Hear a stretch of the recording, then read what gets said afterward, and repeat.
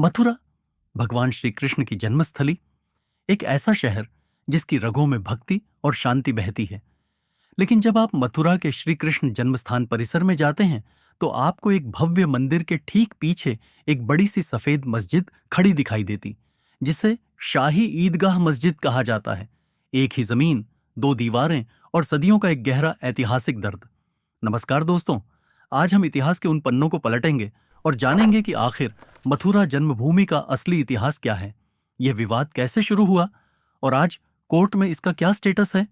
इतिहासकारों और पुराणों के अनुसार श्री कृष्ण के प्रपौत्र वज्रनाभ ने सबसे पहले उसी कारागार के ऊपर एक भव्य मंदिर बनवाया था जहां भगवान कृष्ण का जन्म हुआ था। सदियों तक यहां राजाओं ने भव्य मंदिर बनवाए, चाहे वह गुप्त काल हो या विक्रमादित्य का समय। लेकिन 1817 ईस्वी में महमूद गजनवी नाम के लुटेरे ने मथुरा पर हमला किया। उसने खुद माना था कि मथुरा के मंदिर इतने भव्य थे कि उन्हें बनाने में 200 साल लगे होंगे। गजनवी ने उस मंदिर को लूटा और जला दिया।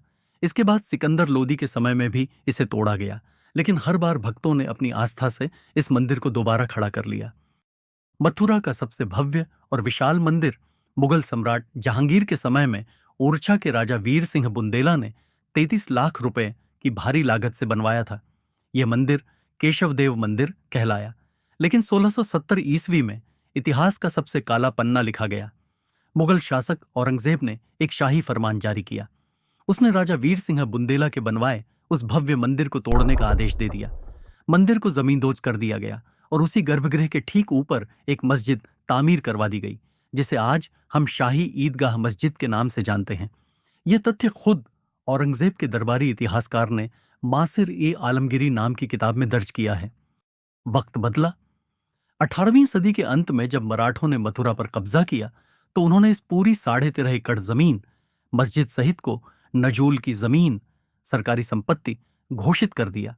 1803 में जब अंग्रेजों का राज आया तो उन्होंने इस पूरी जमीन को नीलाम कर दिया। 1815 में काशी के राजा पटनीमल ने इस पूरी 13.5 एकड़ जमीन को अंग्रेजों से खरीद लिया। यानी अब कानूनी रूप से यह पूरी जमीन, जिस पर मस्जिद भी खड़ी थी, राजा पटनीमल की हो गई थी। 1944 में भारत के महान स्वतंत्रता सेनानी पंडित मदन मोहन मालवीय जी ने जुगल किशोर बिड़ला जी की आर्थिक मदद से यह पूरी 13.5 एकड़ जमीन राजा पटनीमल के वंशजों से खरीद ली। इसके बाद श्री कृष्ण जन्मभूमि ट्रस्ट बनाया गया। इसी जमीन पर आज का भव्य श्री कृष्ण जन्मस्थान और भागवत भवन खड़ा है। लेकिन वो पुराना गर्भगृह जहां कृष्ण का जन्म हुआ था, वह अभी भी उसी शाही ईदगाह मस्जिद के गुंबद के नीचे दबा था। आजादी के बाद सब कुछ सही चल रहा था, लेकिन विवाद की असली जड़ बना 1968 का एक समझौता। मंदिर का सारा काम देखने वाली संस्था श्री कृष्ण जन्मस्थान सेवा संघ ने शाही ईदगाह के ट्रस्ट के साथ एक समझौता कर लिया।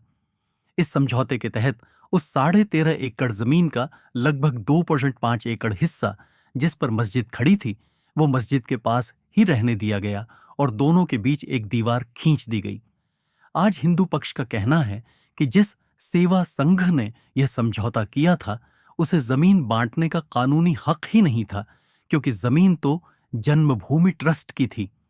आज मथुरा का यह विवाद सड़कों पर नहीं, बल्कि सीधे कोर्ट के कमरों में लड़ा जा रहा है। हिंदू पक्ष की मांग है कि 1968 का समझौता अवैध, इलीगल है और पूरी 13.5 एकड़ जमीन श्री कृष्ण जन्मभूमि की है। हाल ही में इलाहाबाद हाईकोर्ट ने भी ज्ञानवापी की तरह मथुरा में शाही ईदगाह के एएसआई सर्वे को मंजूरी दे दी थी। हालांकि सुप्रीम कोर्ट ने अब भी उस पर रोक लगा रखी है। दूसरी तरफ मुस्लिम पक्ष प्लेसेस ऑफ वर्शिप एक्ट 1999 का हवाला देता है, जो कहता है कि 1947 में जो धर्मस्थल जैसा था वो वैसा ही रहेगा।